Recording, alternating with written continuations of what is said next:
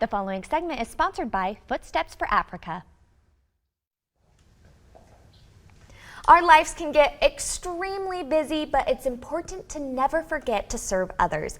Austin is here to tell us about Footsteps for Africa and how we can improve living conditions. Austin, thank you so much for being with us today. Oh, thank you for having me. You are doing so much good. Talk to us about the mission of Footsteps for Africa. Sure. Our mission is to serve orphans and vulnerable children in Zimbabwe and Namibia. And these are the most desperately needy kids. They don't have educational opportunities and basic necessities of life. So we will build school infrastructure and then have other programs off of that, like sustainable food and water initiatives, to make sure that these kids can get an education and have their basic needs met. And you are helping so many children. What inspired you to start Footsteps for Africa? You know, I lived in Zimbabwe and Namibia for several years and studied with some tribes in northern Namibia. And everywhere I went, I saw these populations of children that just weren't getting the aid that they needed in order to take the next step to get the education and to have safe living conditions. You know, a lot of aid gets to the continent of Africa, but unfortunately, because of corruption and inefficiency, it doesn't reach a lot of these most desperately needy communities of children. So our goal is to make sure that we serve these kids and critically make sure that we have a physical presence every step of the way to make sure that that aid gets there and it doesn't get stifled along the process. And I keep saying this, you are doing so much good, and I truly mean that. You completed a project this year. Tell us about that.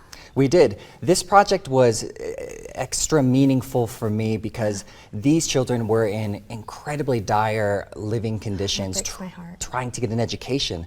So these kids live in northern Namibia, some of the most poorest villages in all of the country, and they walk sometimes 6 hours round trip to get to school.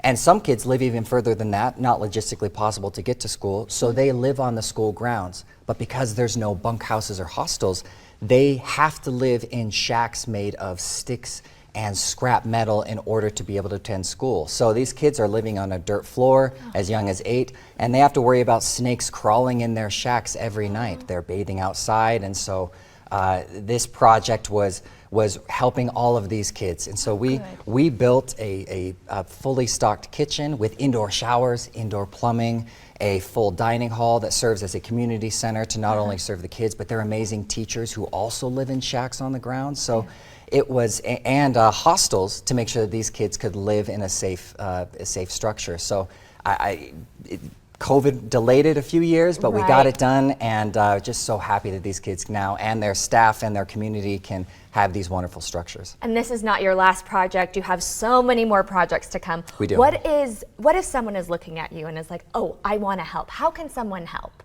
Well, you know, as you know, a very small amount of resources can go a long way for a lot of these desperately needy communities of children. And so monetary donations up to $10 can help these girls who are dealing with period shaming. We can give them washable sanitary pads so that they understand how to about their menstruation cycles. They can attend school and not be ashamed. $100 will help kids have school supplies and school uniforms, which they must have for school. So that is the biggest need for us, because I have teams on the ground that really help to execute and do needs assessments and make sure that these kids get what they need. But monetary donations are kind of what does it. And where can we go for more information? Absolutely. You go to footstepsforafrica.com. We have lists of what our needs are and on our target donations. You've made it so easy to help others. Austin, thank you again for everything you're doing, and thank you for coming in and talking to us about it. Appreciate it. Thank you.